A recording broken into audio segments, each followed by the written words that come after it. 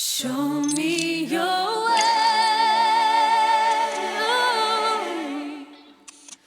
that I may walk. I wanna walk with you.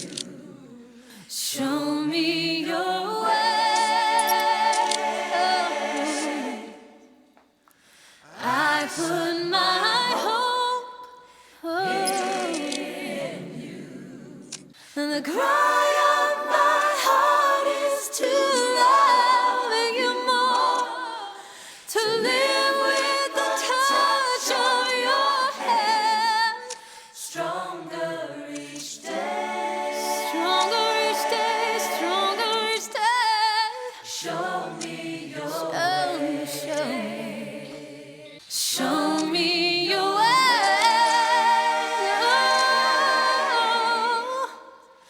That I may walk with you. Show me your way. O Banquete de Satanás. Sermão número 225, pregado na manhã de domingo, 28 de novembro de 1858, por Charles Haddon Spurgeon. O encarregado da festa chamou o noivo e disse: todos servem primeiro o melhor vinho, e depois que os convidados já beberam bastante, o vinho inferior é servido. Mas você guardou o melhor até agora. João 1, versos 9 e 10. O encarregado da festa certamente falou mais do que pretendia dizer, ou seja, existe mais verdade em suas palavras do que ele mesmo poderia imaginar. Essa é a regra estabelecida para o mundo inteiro. Primeiro, o melhor vinho, e depois que os convidados já beberam bastante, o vinho inferior é servido. Essa é a regra dos homens, e centenas de corações decepcionados não a lamentaram. Primeiro a amizade, língua untuosa, palavras mais macias que manteiga, e depois a espada em punho. Do início, Aitofel apresentou a Davi o prato nobre do amor e da bondade, e depois o que é inferior, pois abandonou seu mestre, seu senhor, e tornou-se conselheiro do seu filho rebelde. Judas apresenta em primeiro lugar o prato da conversa agradável e bondade. O Salvador comia desse prato, e andava até a casa de Deus junto com Judas, e conversava docemente com ele, mas depois veio a borra do vinho. Aquele que partilhava do meu pão voltou-se contra mim, diz Jesus em João 13, 18. Judas, o ladrão, traiu o mestre, e assim trouxe depois o que é pior. Vocês acharam assim com muitos que consideravam amigos. No auge da prosperidade, enquanto o sol brilhava e os pássaros cantavam, tudo era lindo e alegre e animado com você. Eles apresentavam o melhor vinho, mas depois de chegar a geada fria que faz morrer as flores, que as faz cair das árvores, e seus riachos se cobriram de gelo, os amigos serviram o que era pior. Abandonaram vocês e fugiram. Deixaram-nos para trás na hora do perigo e ensinaram a grande verdade. Maldito é o homem que confia nos homens, que faz da humanidade mortal a sua força, como está em Jeremias 17, 5. E assim é no mundo inteiro. Digo isso de novo, não meramente com os homens, mas também com a natureza. Ai de nós, ó terra, se tu fosses tudo e nada existisse além de ti. Acaso este mundo não nos trata da mesma maneira? Na juventude, ele nos oferece o melhor vinho. Nesse período temos os olhos cintilantes, os ouvidos sintonizados com a música. Então o sangue flui rapidamente através das veias e o pulso bate alegremente. Mas é só esperar um pouco e virá o que é pior. Quando os guardas da casa temerem e os homens fortes caminharem encurvados, quando pararem os moedores por serem poucos e aqueles que olham pelas janelas enxergarem embaçado, o som de todas as canções lhe parecer fraco, o gafanhoto for um peso e o desejo já não se despertar, e os pranteadores já vagueiam pelas ruas, diz Eclesiastes 12, de 3 a 5. Primeiro, há a taça transbordante da juventude, depois, as águas estagnadas da velhice.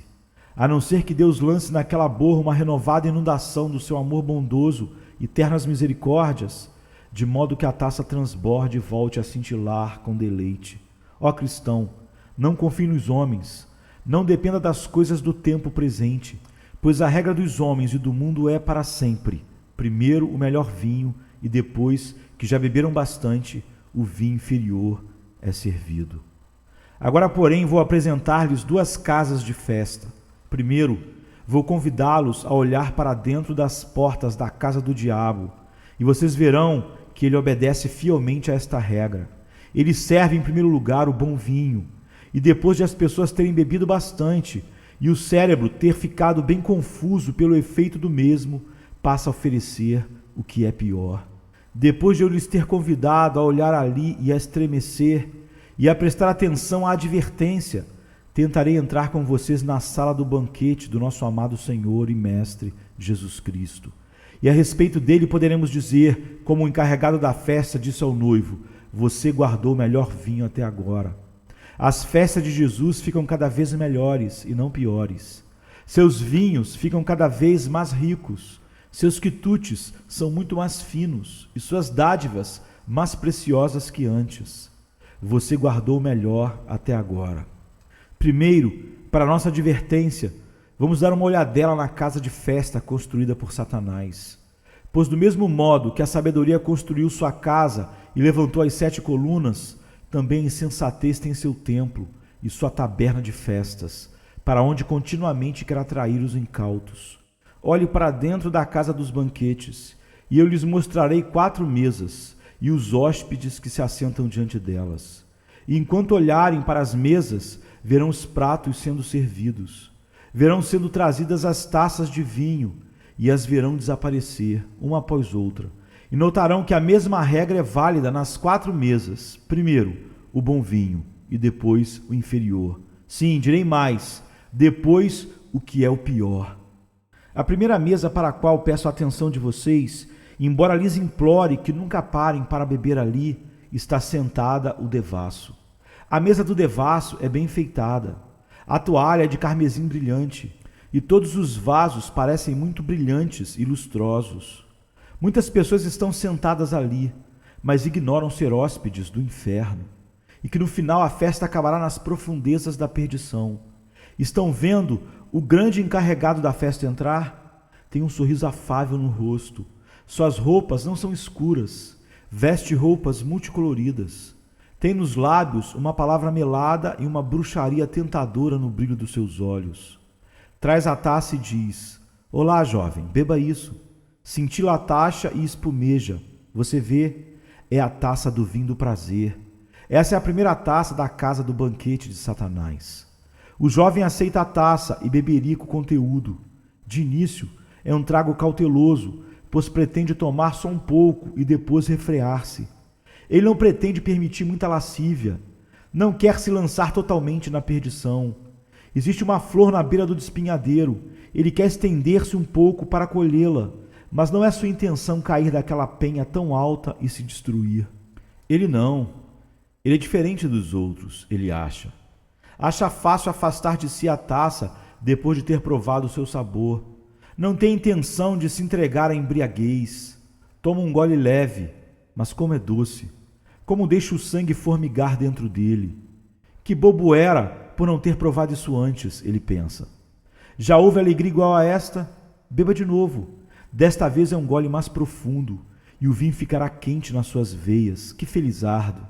O que ele não falaria agora em louvor a Baco, Vênus ou de qualquer forma que Beelzebu desejar assumir? Ele se torna um verdadeiro orador a favor do pecado. É boa, é agradável. A profunda condenação da concupiscência parece tão alegre quanto os arrebatamentos do céu. Ele bebe, bebe e bebe de novo, até o cérebro começar a ficar tonto com a embriaguez do deleite pecaminoso. Esse é o primeiro prato servido. Sorvam, ó bêbados de Efraim, e ponham a coroa do orgulho sobre as cabeças, como está em Isaías 28, de 1 a 3. Chamem-nos de tolos, porque afastamos de nós sua taça. Bebam com a prostituta e jantem com a concupiscente. Considerem-se sábios por fazer isso, mas nós sabemos que depois dessas coisas vem algo pior, pois a vinha deles é de Sodoma e as lavouras de Gomorra. Suas uvas estão cheias de veneno e seus cachos de amargura. O vinho deles é a peçonha das serpentes, o veneno mortal das cobras. Deuteronômio 32, 32 e 33.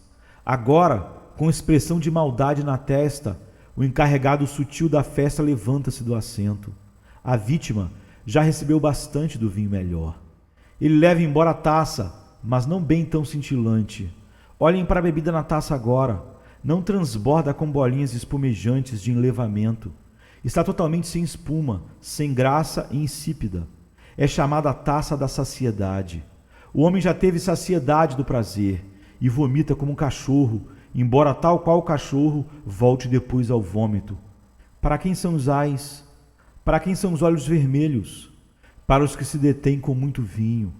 Agora falo de modo figurado do vinho, além de literalmente. O vinho da concupiscência produz a mesma vermelhidão dos olhos. O devasso não demora para descobrir que todo o ciclo de prazer termina em saciedade. Ora, diz ele, o que mais posso fazer? Olhe, cometi toda a iniquidade imaginável, esvaziei todas as taças do prazer, deem algo novo. Já experimentei todos os teatros da região e, olhe, nenhum deles me vale um único tostão. Já frequentei todos os prazeres que posso imaginar, tudo acabou. A própria farra acaba sem gosto e tediosa. Que mais posso fazer? Este é o segundo prato do diabo, o prato da saciedade, o torpor intermitente que resulta dos excessos anteriores. Existem milhares de pessoas que bebem da taça insípida da saciedade todos os dias. Não é bom como era. E uma nova invenção com a qual pudessem desperdiçar o tempo, uma nova descoberta mediante a qual pudessem dar nova expressão à sua iniquidade, seria para eles uma coisa maravilhosa. E se surgisse alguém que pudesse descobrir para eles algum novo tipo de iniquidade, profundezas maiores no fundo do inferno mais baixo da lascívia, abençoariam o seu nome, por lhes ter dado uma novidade para animá-los. Esse é o segundo prato do diabo. E vocês veem como participam dele? Existem alguns que bebem profundamente dele nesta manhã. Vocês são os cavalos esgotados do demônio da concupiscência, os seguidores decepcionados do fogo fato do prazer. Deus sabe que se falassem tudo o que tem no coração, seriam obrigados a dizer: vejam, experimentei o prazer e não o acho um prazer. Terminei o circuito e sou exatamente como um cavalo cego girando um moinho. Obrigado a girar de novo. Estou enfeitiçado pelo pecado, mas não consigo me deleitar nele como antes, pois toda a sua glória é como a flor que murcha e como a fruta temporã antes do verão. Durante algum tempo, o festeiro permanece no mar pútrido da infatuação, mas outro cenário se apresenta. O encarregado da festa manda abrir outra bebida. Desta vez o demônio traz uma taça negra e a apresenta com os olhos cheios de fogo do inferno, raiando com perdição feroz. Beba disso, Senhor, diz ele. E o homem toma o gole e recua com gritos: ó Deus, eu cheguei a isso. Está obrigado a beber, cavalheiro. Quem bebe a primeira taça deve beber a segunda e a terceira. Beba, embora seja como fogo descendo pela garganta. Beba, embora seja como a lava do Átna nas entranhas da montanha. Beba, você deve beber. Quem peca deve sofrer. O devasso na juventude precisa ter a podridão nos ossos e enfermidade nos lombos. O rebelde contra as leis de Deus deve colher os resultados no próprio corpo. Existem algumas coisas terríveis que eu poderia lhes contar a respeito desse terceiro prato. A casa de Satanás tem uma sala de frente, cheia de coisas atraentes aos olhos e enfeitiça o gosto sensual. Mas existe o quarto dos fundos, e ninguém o conhece, ninguém viu todos os seus horrores. Há uma câmara secreta, onde ele empilha com paz as criaturas destruídas por ele mesmo. Uma câmara, e abaixo dela está aceso o fogo do inferno, e em cima das tábuas do assoalho o calor dessa cova terrível é sentido. Talvez seja mais adequado um médico contar os horrores que alguns precisam sofrer em decorrência da iniquidade. Deixo isso de lado, mas permitam-me contar a respeito do devasso esbanjador, pois a pobreza que ele terá de sofrer resultará do pecado do esbanjamento extravagante. Que ele conheça também o remorso da consciência que o alcançará. Não é uma coisa acidental que goteja por acaso do céu. É o resultado da sua iniquidade. Pois vocês podem ter certeza, homens e irmãos, de que o pecado já leva a desgraça como criancinha nas entranhas. E mais cedo ou mais tarde dará à luz seu filho terrível. Se semearmos a semente, ceifaremos a colheita. Assim fica firme a lei da casa do inferno: primeiro o melhor vinho e depois o vinho inferior, o vinho pior.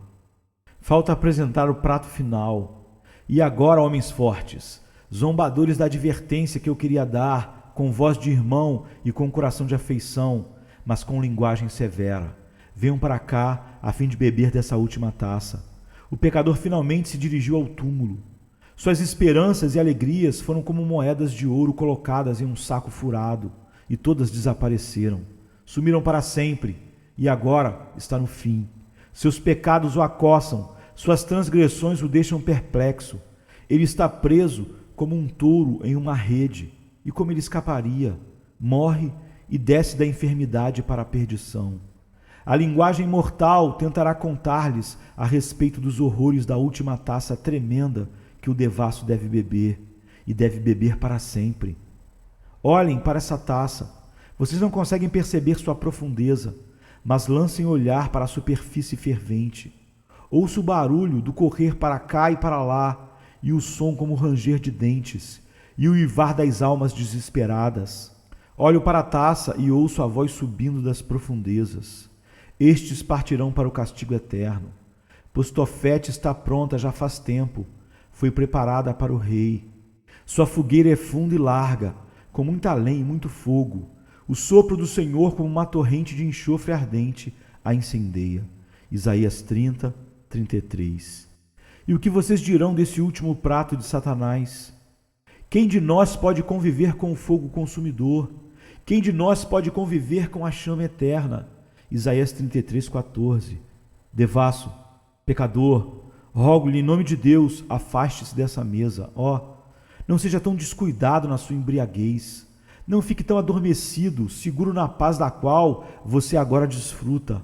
Homem, a morte está à porta, e atrás dele segue veloz a destruição.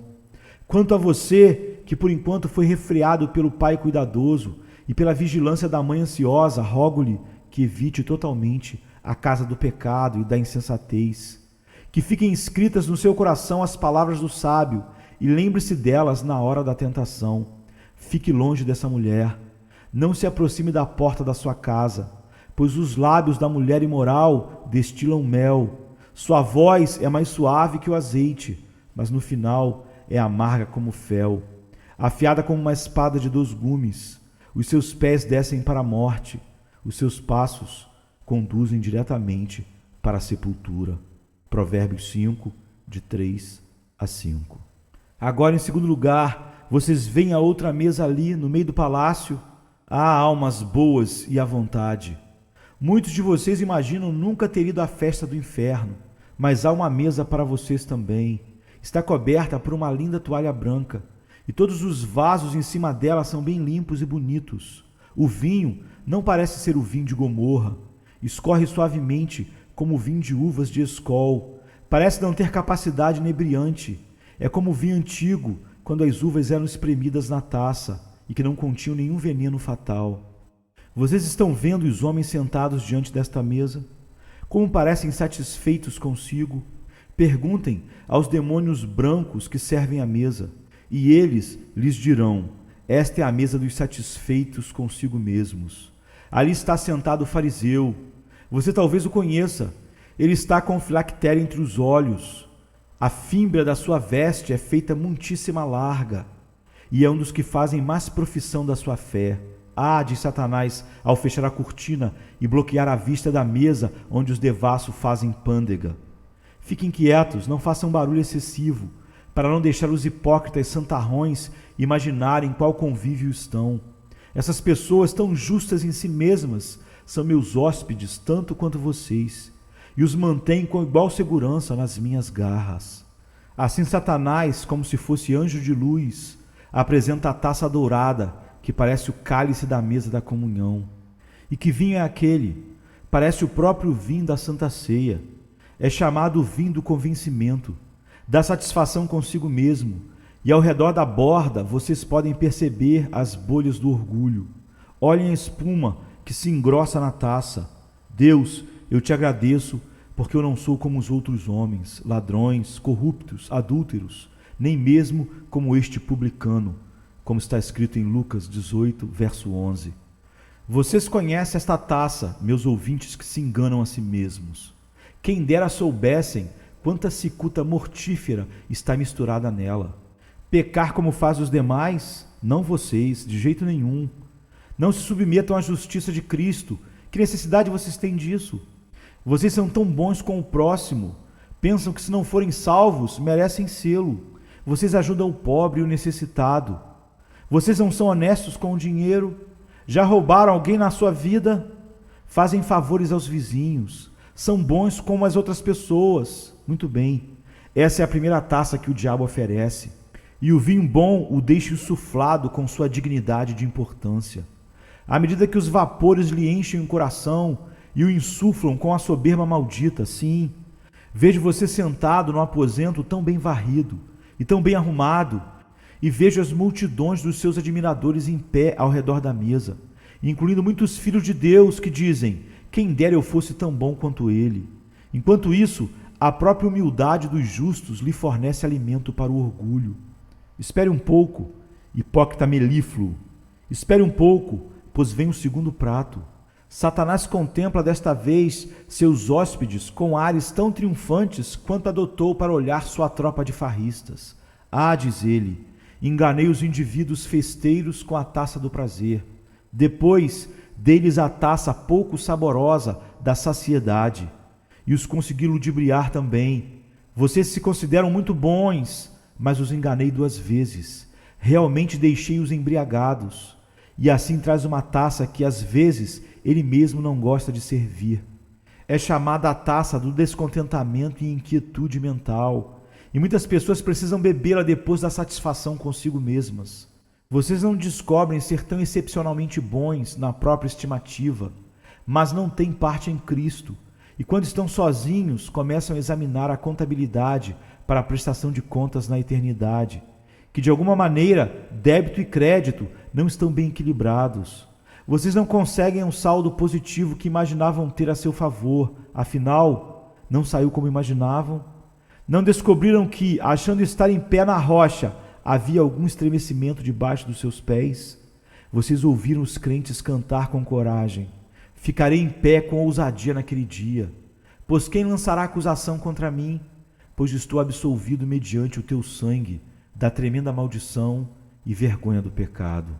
E vocês dizem: ora, não posso cantar isso. Tenho sido membro tão fiel da igreja quanto já houve. Nunca faltei na minha igreja durante todos esses anos, mas não posso dizer que tenho sólida confiança. Anteriormente, você tinha esperança da satisfação em si mesmo, mas agora foi apresentado o segundo prato, e não se sente tão contente.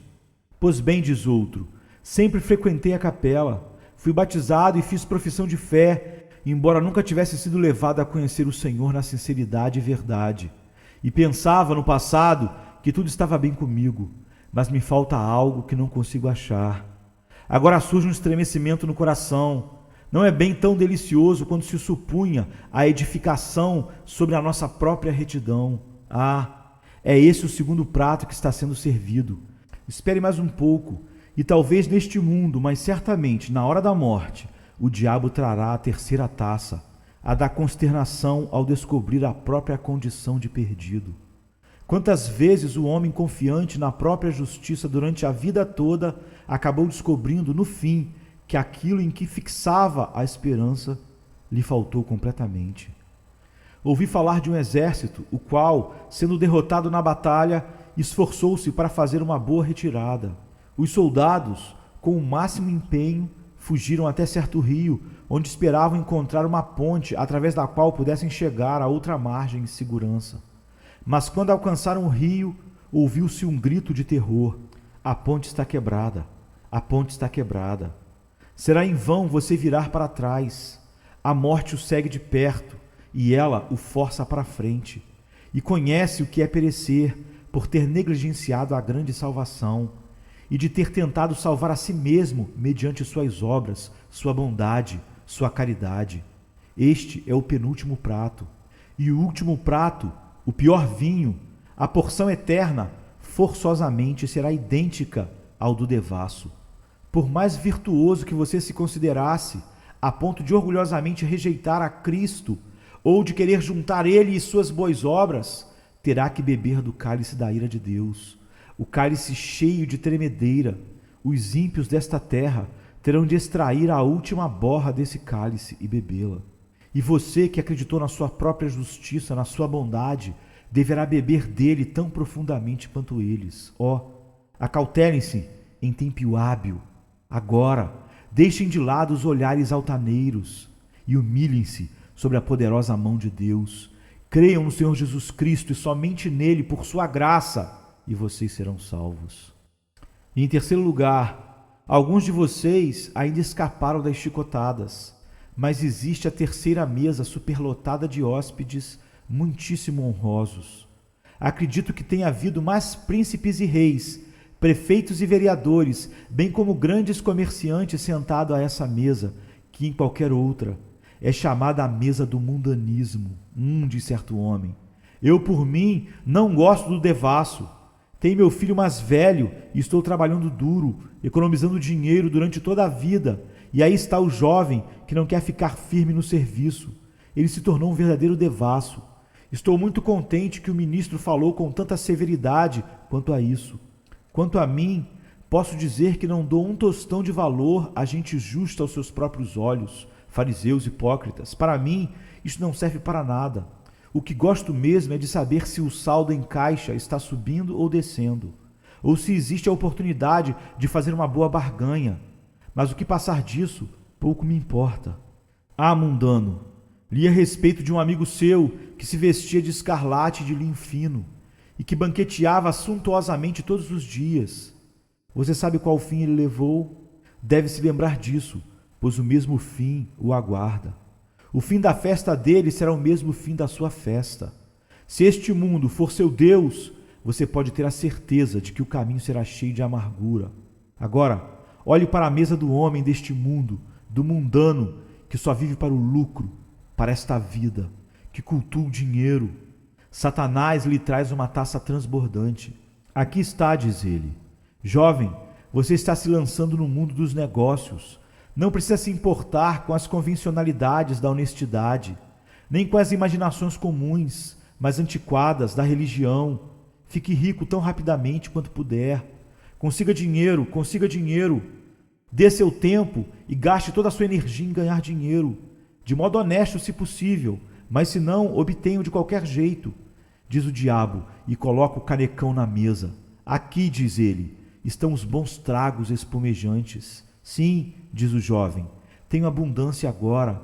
Minhas esperanças já se realizaram. Aqui, pois, vocês estão vendo o primeiro vinho e o melhor vinho do mundano. E muitos de vocês são tentados a invejar esse homem. Quem dera que eu tivesse semelhantes perspectivas nos negócios, diz ele. Não tenho a metade da astúcia e inteligência dele, e não posso negociar como ele, pois minha religião me atrapalha, não me permite. Mas como enriquece rapidamente. Bem que eu queria prosperar tanto quanto ele. Eu queria tanto prosperar. Venha, meu irmão, não julgue antes do tempo, pois ainda virá o segundo prato, a bebida grossa e nauseante da preocupação. O homem conseguiu dinheiro, mas quem quer ser rico cai em uma tentação e em uma armadilha. As riquezas ganhas desonestamente ou mal gastas, ou acumuladas de forma egoísta, trazem consigo corrupção. Não se trata de corromper o ouro e a prata, mas corrompe o coração do homem. E o coração corrupto é uma das coisas mais terríveis que o homem pode ter. Vejam esse amante do dinheiro e notem os cuidados que lhe pesam no coração. Há uma velhinha pobre que mora perto do portão da casa de campo dele. Ela recebe uma insignificância por semana, mas diz: bendito seja o Senhor, tenho bastante. Ela nunca pergunta como ela vai viver, ou como ela vai morrer, ou como ela será enterrada, mas dorme docemente no travesseiro do contentamento e da fé. E por outro lado, há esse miserável tolo com ouro além da conta, mas se sente desgraçado porque caiu uma moedinha de prata do seu bolso quando andava pelas ruas, ou que houve um apelo adicional à sua caridade, que se sentiu obrigado a aceitar por causa da presença de algum amigo, ou talvez gema porque seu casaco se desgasta cedo demais. Depois disso vem a avareza, o culto ao dinheiro. Muitos tiveram de beber dessa taça, mas que Deus salve cada um de nós das gotas fogosas. Um grande pregador americano disse: a cobiça gera grande desgraça. À vista de casas melhores que as nossas, de roupas além do nosso alcance financeiro, à vista de joias mais caras do que podemos usar, de equipamentos nobres, de raras curiosidades além do nosso alcance, tais coisas fazem nascer a ninhada dos pensamentos cobiçosos. É vexame para os pobres que gostariam de ser ricos, atormenta os ricos que querem ser mais ricos. O cobiçoso lamenta ao ver prazer, está triste na presença do bom ânimo, e a alegria do mundo é tristeza para ele, porque toda a felicidade dos demais não lhe pertencem. Ele queria ter tudo. Não me admira que Deus se aborrece dele. Deus inspeciona o coração dele como se esse fosse uma caverna cheia de aves imundas, ou um ninho de cascavéis que chocoalham, e abomina a visão dos habitantes rastejantes ali. Para o cobiçoso, a vida é um pesadelo, e Deus o deixa vir braços com ela da melhor maneira que conseguir. Mamão pode edificar seu palácio em semelhante coração, e o prazer pode levar para lá todas as suas festanças. As honrarias podem levar suas grinaldas, suas guirlandas, mas tudo seria como o prazer em uma sepultura e guirlandas em um túmulo. Quando alguém se torna avarento, tudo que possui é nada. Mais, mais, mais, diz ele, como certos pobres coitados em uma febre terrível que exclamam: bebida, bebida, bebida. E você lhes dá bebida, mas depois de a beber, a sede aumenta. Como a sanguessuga, gritam: dá, dá, dá. A avareza é uma loucura frenética que procura agarrar o mundo inteiro nos braços, porém despreza a abundância já possuída. Essa é a maldição que já levou muitos à morte, e alguns morrem com um saco cheio de ouro nas mãos, com olhares de angústia por não poderem levá-lo no caixão, nem carregá-lo para o outro mundo. Pois bem, segue-se então o prato seguinte. Richard Baxter e outros pregadores antigos que inspiravam reverente temor retratavam o avarento e quem vivia somente para ganhar dinheiro no meio do inferno. E imaginavam Mamão derramando o ouro derretido pela garganta dele. Tome, dizem os demônios zombadores. É isso que você queria e agora o recebeu. Beba, beba, beba. E o ouro derretido é derramado na garganta. Eu, porém, não vou me permitir tão terríveis imaginações. Mas este tanto eu sei: quem vive para si mesmo aqui deve perecer. Quem tem um afeto fixo nas coisas desta terra não cavou profundamente.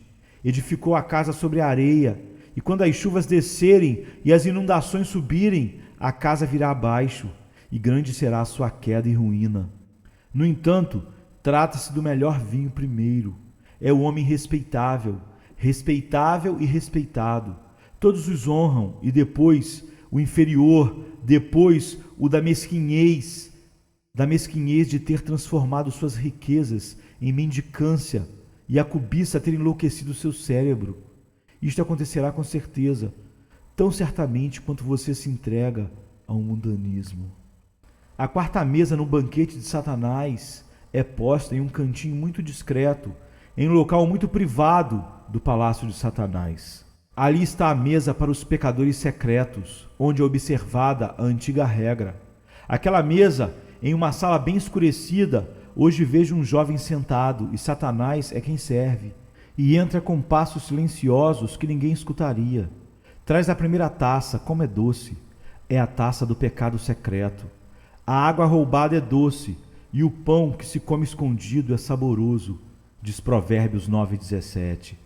Quão doce é esse quitute, comido a sós. Houve outro que rolava tão deliciamente debaixo da língua. Aquele é o primeiro. A seguir, ele traz o outro, o vinho da consciência inquieta. Os olhos do homem se abrem, ele diz: o que fiz? O que andei fazendo? Exclama este Acã. Quanto à primeira taça que me trouxe, Naquela viu reluzindo um lingote de ouro puro, bem como uma boa capa da Babilônia, e pensei comigo: preciso ter aquilo, mas agora meu pensamento é: como farei para esconder isso? Onde o porei?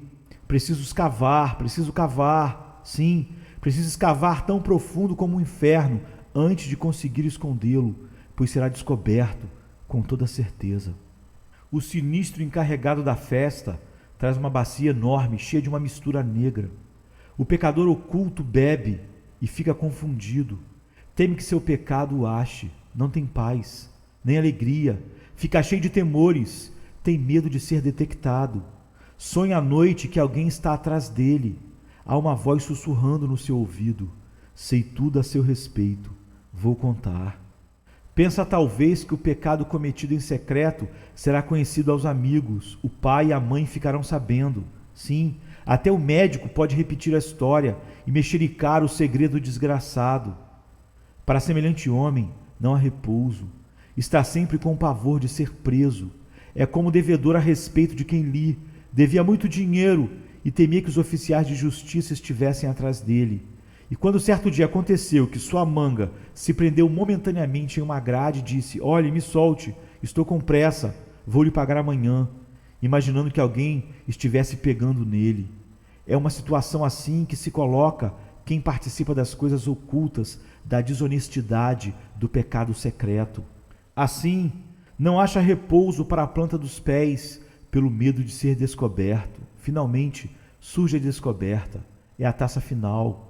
Muitas vezes isso acontece na terra. Tenha certeza de que seu pecado o achará, e o achará aqui. Que exibições pavorosas podem ser vistas nas delegacias dos homens obrigados a beber o trago negro da descoberta. O homem que presidia nos cultos religiosos, honrado como santo, é finalmente desmascarado. E o que o juiz diz, e o que o mundo diz a respeito dele, ele é uma piada e um opróbrio. É uma repreensão em todos os lugares. Mas suponhamos que seja tão astuto a ponto de conseguir passar pela vida sem ser descoberto por ninguém. Que taça ele terá de beber quando finalmente comparecer diante do tribunal de Deus? Traga-o para fora, carcereiro. Temido encarregado da masmorra do inferno, conduz o prisioneiro para fora. Ele vem, e o mundo inteiro reunido. Fique em pé, homem. Você não fez uma profissão de fé ou de religião. Todos não pensavam ser um santo, mas há muitas pessoas na vasta multidão que exclamam: nós o considerávamos assim. O livro é aberto, suas ações são lidas. Uma transgressão após a outra é desnudada. Ouvem a vaia? Os justos, movidos de indignação, levantam a voz contra o homem que os enganou e que habitava entre eles como um lobo em pele de cordeiro. Oh, quão pavoroso deve ser aguentar o desprezo do universo! Os bons conseguem suportar o desprezo dos ímpios, mas para os ímpios, suportar a vergonha e desprezos eternos que a justa indignação empilhará sobre eles será uma das coisas mais pavorosas, fora da duração eterna da ira do Altíssimo, a qual, não preciso acrescentar, é a última taça da festa terrível do diabo, que o pecador oculto precisa beber até o fundo, até o último gole e para todo sempre. Agora, faço uma pausa, mas só para recuperar minhas forças e implorar que qualquer coisa que eu tiver dito e que tenha a mínima aplicação pessoal aos ouvintes não seja esquecida. Rogo-lhes, homens e irmãos, caso comam agora a gordura e bebam as doces bebidas do banquete do inferno, façam uma pausa e reflitam sobre o que será o fim. Quem semeia para a sua carne, colherá destruição, mas quem semeia para o Espírito, do Espírito colherá a vida eterna. Para esse aspecto, não posso gastar muito tempo hoje aqui. Por outro lado, vocês devem me perdoar enquanto ocupo uns poucos minutos em levá-los à casa do Salvador, onde ele festeja seus amados. Venham sentar-se conosco à mesa de Cristo das providências exteriores. Ele não festeja seus filhos segundo o modo do príncipe das trevas, pois a primeira taça que Cristo lhes traz é muitas vezes a taça da amargura. Ali estão seus filhos amados, os próprios redimidos, que recebem pouca coisa para os animar. Muitas vezes, Jesus traz a taça da pobreza e da aflição, e faz os próprios filhos beberem dela até dizerem: fez-me comer ervas amargas e fartou-me de fel, Lamentações 3,15. É assim como Cristo começa, o pior vinho primeiro. Quando o sargento começa com um novo recruta, dá-lhe uma moeda de prata e depois, posteriormente, às marchas e à batalha. Mas Cristo não trata assim seus recrutas. Estes devem calcular o preço, a fim de não começar a construir sem poder terminar. Ele procura não ter discípulos deslumbrados com as primeiras aparências. Começa com eles de modo severo, e muitos filhos descobrem que o primeiro prato na mesa do Redentor é aflição, tristeza, pobreza e necessidade. Nos tempos antigos, quando os melhores entre o povo de Deus estavam à mesa, ele lhes serviu pior, pois perambulavam em peles de ovelhas e cabritos, necessitados, aflitos, atormentados, dos quais o mundo não era digno, e continuavam bebendo dessas taças amargas durante muitos dias. Mas quero lhes contar que depois ele lhes ofereceu taças mais doces, e vocês que já sofreram aflições têm tido essa experiência. Depois da taça da aflição vem a taça do consolo, e como ela é doce. É privilégio destes lábios beber dessa taça depois da enfermidade e da dor.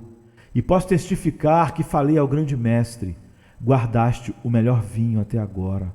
Era tão delicioso que seu sabor removeu todo vestígio da amargura e tristeza. E falei: certamente já passou toda a amargura desta doença, pois o Senhor se manifestou a mim e me deu o seu melhor vinho. No entanto, amados, o melhor vinho está para vir no fim. O povo de Deus o achará assim externamente. O pobre santo chega a morrer. O mestre lhe deu a taça da pobreza, mas agora o crente não mais bebe dela. Ele é rico em todos os sentidos da bem-aventurança. Ele já bebeu da taça da enfermidade, mas agora não mais beberá dela. Já teve a taça da perseguição, mas agora está glorificado junto ao seu mestre, com quem agora se assenta no seu trono. Nas circunstâncias exteriores, as melhores coisas lhe chegaram em último lugar. Certa vez, 2 mártires foram queimados em Stratford de Lebou. Um deles era manco e o outro cego, e quando estavam sendo amarrados à estaca, o manco pegou na sua muleta e a lançou no chão, e disse ao outro: anime-se, irmão, este é o remédio amargo que nos curará. Daqui a 1 hora não serei manco e você não será cego. Não, porque as melhores coisas estavam para vir no fim.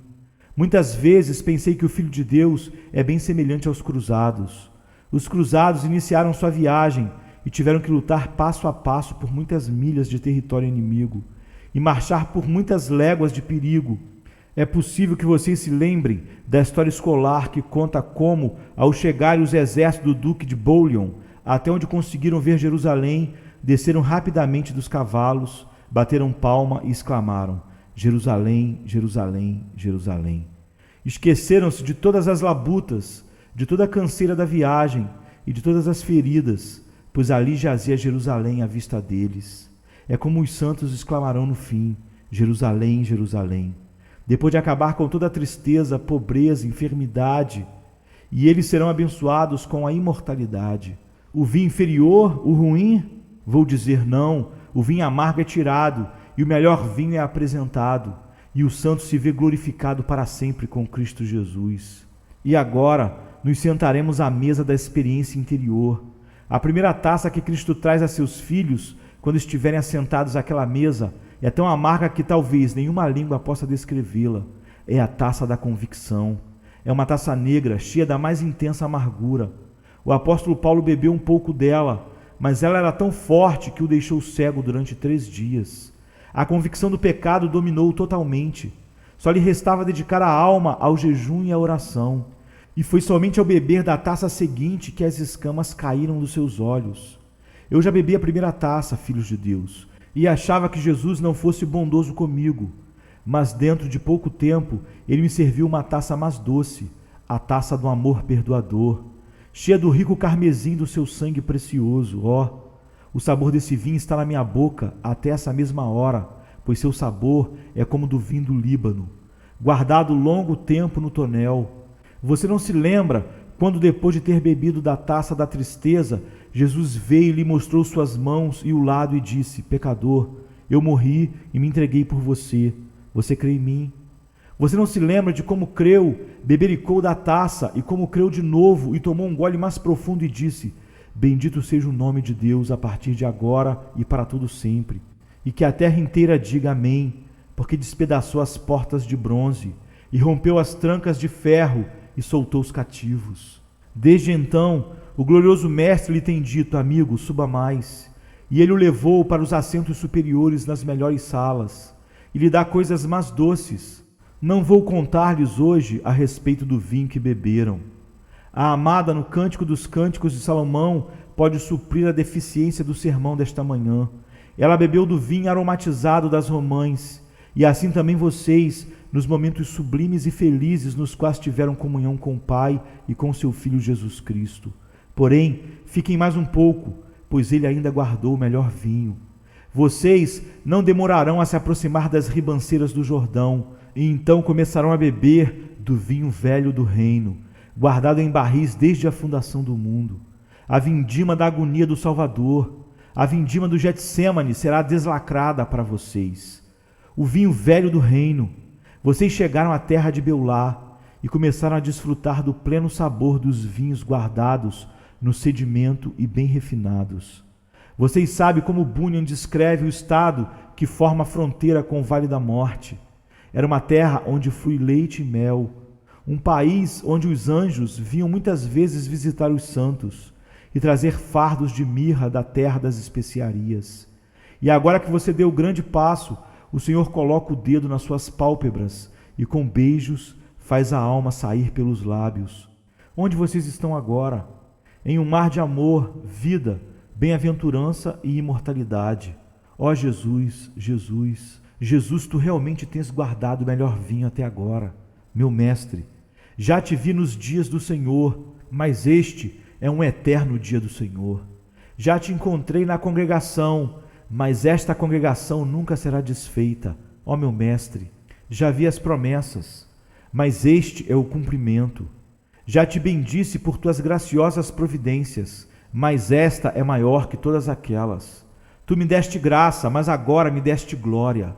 Antes eras meu escudo, mas agora és meu sol. Estou à tua destra, onde há plenitude de alegria para sempre. Conservaste o teu melhor vinho até agora. Tudo que já tive antes era como nada, em comparação com isso. E em último lugar, pois somente o tempo me falta, senão poderia pregar durante uma semana a respeito desse assunto. A mesa da comunhão é onde os filhos de Deus devem sentar-se. A primeira coisa que devem beber ali é da taça da comunhão com Cristo nos seus sofrimentos. Se você quiser chegar à mesa da comunhão com Cristo, deve beber em primeiro lugar do vinho do Calvário. Cristão, sua cabeça deve ser coroada com espinhos. Suas mãos precisam ser traspassadas. Não me refiro a pregos, mas você deve ser crucificado espiritualmente com Cristo. Devemos sofrer com Ele, senão não poderemos reinar com Ele. Precisamos labutar com Ele primeiro. Devemos participar do vinho que seu Pai lhe deu de beber, senão não poderemos ter esperança de chegar até a parte melhor da festa. Depois de bebermos do vinho dos seus sofrimentos e de continuarmos a beber dele, devemos beber da taça das suas labutas. Devemos ser batizados no seu batismo. Esforçamo-nos para conquistar almas e simpatizar com ele na ambição do seu coração, a salvação dos pecadores. E depois disso, ele nos dará de beber da taça das honrarias antecipadas. Aqui na terra, teremos vinho bom na comunhão com Cristo, na sua ressurreição, nos seus triunfos e nas suas vitórias, mas o melhor vinho será servido no fim. Ó câmaras da comunhão, suas portas me foram abertas, mas só consegui dar uma olhadela dentro delas. Mas está chegando o dia em que essas portas girarão nos gonzos de diamante e ficarão escancaradas para todo sempre, e entrarei no palácio do rei e não sairei nunca mais. Ó cristão, em breve verá o rei na sua formosura, encostará a cabeça no seu peito, não demorará para se sentar aos pés dele com Maria. Daqui a pouco você fará como fazia a amada, e o beijará com os beijos dos seus lábios, e sentirá que o seu amor é melhor do que o vinho. Posso imaginar vocês, irmãos, no momento final da vida, ou melhor, no primeiro momento da vida, dizendo: Ele guardou o melhor vinho até agora. quando começar a vê-lo face a face, quando entrar na mais estreita comunhão com Ele, com nada mais para perturbar nem para distrair a sua atenção, então você dirá: o melhor vinho foi guardado até agora. Certo santo filho de Deus estava a ponto da morte, e outro, sentado a seu lado, disse: adeus, irmão, nunca o verei de novo na terra dos viventes. Ó, disse o moribundo, vou revê-lo na terra dos viventes, lá em cima. Fica aqui, deixo aqui a terra dos moribundos. Ó irmãos e irmãs, se nunca mais nos encontrarmos na terra dos moribundos, temos a esperança de nos encontrarmos na terra dos viventes. E então beberemos juntos o melhor vinho no fim. Amém. Amém. Show me your way, that I may walk. I wanna walk with you. Show me your way. I put my hope in you. And the cry of my heart is to love you more, to live with the touch of your hand. Stronger each day, stronger each day, stronger each day. Show me your way. Show me your way.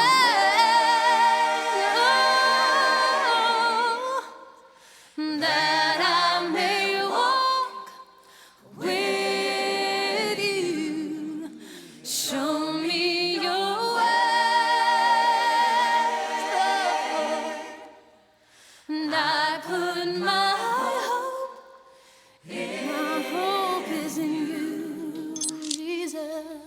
And the cry of my heart is to love you more, to live with the touch of your hand. Stronger each day.